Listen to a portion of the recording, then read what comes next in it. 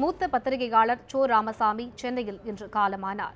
82 வயதான சோ ராமசாமி நீண்ட நாட்களாக உடல் நலக்குறைவால் பாதிக்கப்பட்டிருந்தார். இதனிடையே மூச்சு திணறல் காரணமாக கடந்த நவம்பர் 29ஆம் தேதி அப்பல்லோவில் சோ ராமசாமி அனுமதிக்கப்பட்டிருந்தார். இந்நிலையில் சிகிச்சை பலனின்றி சோ ராமசாமி இன்று அதிகாலை உயிரிழந்தார். நாடகம், சினிமா, பத்திரிகை, அரசியல் என பல துறைகளில் முத்திரை பதித்த சோ துக்ளக் வார இதழை நடத்தி வந்தார். பத்திரிகையாளர் சோ மறைந்த முதல்வர் ஜெயலலிதாவின் நெருங்கிய நண்பராகவும் திகழ்ந்தார். சோ ராமசாமிக்கு சிந்துஜா என்ற மகளும் ஸ்ரீராம் என்ற மகனும் உள்ளனர். அவரது இறுதிச் சடங்கு மாலை 4:30 மணிக்கு பெசன் நகர் மின் மயானத்தில் நடைபெற்றது.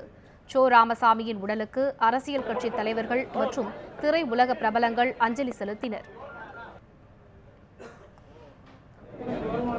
தலைவர் கலைஞரிடத்திலே அன்போடு, பாசத்தோடு, எந்த சூழ்நிலையிலும் அரசியல் கருத்து மாறுபாடுகள் எவ்வளவு இருந்தாலும் பழகக்கூடியவர் சோ அவர்கள். ஆக இன்றைக்கு அவர் மறைந்துவிட்டார் என்ற செய்தியை கேட்கிற போது உள்ளபடியே வேதனைப்படுகிறேன். அவரை இழந்து வாடிக்கொண்டிருக்கக்கூடிய அவருடைய குடும்பத்தாருக்கு, குறிப்பாக பத்திரிகை உலகத்தை சார்ந்தவர்களுக்கு திராவிட முன்னேற்ற கழகத்தின் சார்பில், தலைவர் கலைஞர் அவர்களின் சார்பில் என்னுடைய ஆழ்ந்த இரங்கலை நான் தெரிவித்துக் கொள்கிறேன். மரணம் கிடையாது, படைப்பாளிகளுக்கு மரணம் கிடையாது. உடல் நலிந்த போதும் அவர் எழுதுகோல் ஓயவில்லை, அவர் எழுத்து நிற்கவில்லை. அவர் படைத்தது, குறிப்பாக மகாபாரதம் பேசுகிறது, காலத்தை வென்று நிற்கும். as a critical writer, as a critic, அவரை போல சட்டையர் இன்னொருத்தர் பிறந்துதான் வர வேண்டும். சோ ராமசாமி புகழ் நிலைத்திருக்கும்.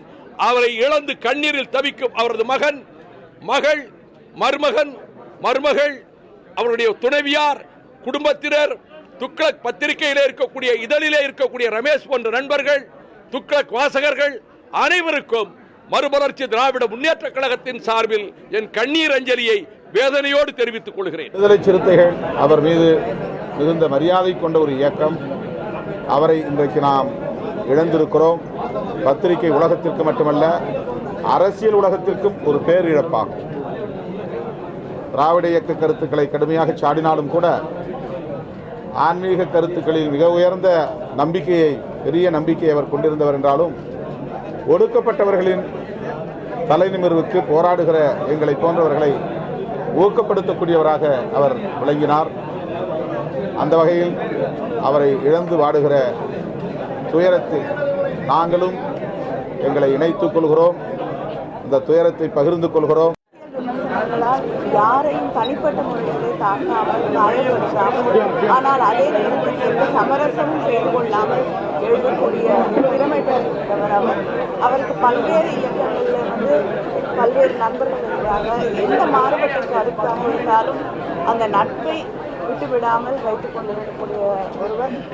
அவருடைய இழப்பு என்பது அவரது குடும்பத்திற்கு மட்டுமில்லாமல் இன்னைக்கு அரசியலில் இருக்கக்கூடிய, திரையுலகத்தில் இருக்கக்கூடிய பல பேருக்கு, பத்திரிகை உலகத்திற்கு பெரிய இழப்பு. ஒரு நடுநிலையான பத்திரிகையாளரை, பன்முகத்தன்மை கொண்ட ஒரு அறிவாளியை, ஒரு அறிவு தூணை இன்று பத்திரிகை உலகம் மட்டுமல்ல அரசியல் உலகம் இழந்திருக்கிறது. பாரதிய ஜனதா கட்சிக்கு இது தனிப்பட்ட இழப்பு. அதனால் அவரது குடும்பத்திற்கும், தமிழக மக்களுக்கும், பத்திரிகை சகோதரர்களுக்கும், ஊடக சகோதரர்களுக்கும் அவரது இழப்பை அவரை இழந்து வாடும் அனைவருக்கும் எனது ஆறுதல்களை சொல்வதை தவிர வேறு வார்த்தைகள் என்னிடம் இல்லை. ஒரு சிந்தனையாளர் அரசியல் தன்னை ஈடுபடுத்திக் கொள்ளாவிட்டாலும் பாராளுமன்றத்தில் மேலவை உறுப்பினராக இருந்து அரசியல் நேரடியாக ஈடுபடுத்திக் கொள்ளாமலும் பல சமூக கருத்துக்களை ஆழமாக தன்னுடைய சிந்தனையில் பதித்த ஒரு ஞானி என்று சொல்ல வேண்டும். இன்று அவரை இழந்து தவிக்கின்ற அவருடைய சொந்தங்களுக்கும் சமத்துவ மக்கள் கட்சியின் சார்பிலும் என் சார்பிலும் இரங்கலை தெரிவித்துள்ளேன்.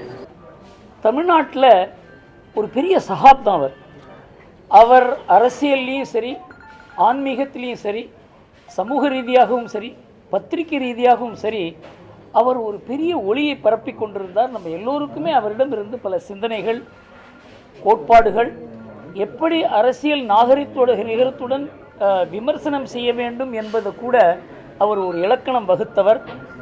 அதுபோன்ற ஒருவர் மறைந்தது என்பது நமக்கு எல்லோருக்குமே, தமிழ்நாட்டுக்கே பெரிய நஷ்டம்.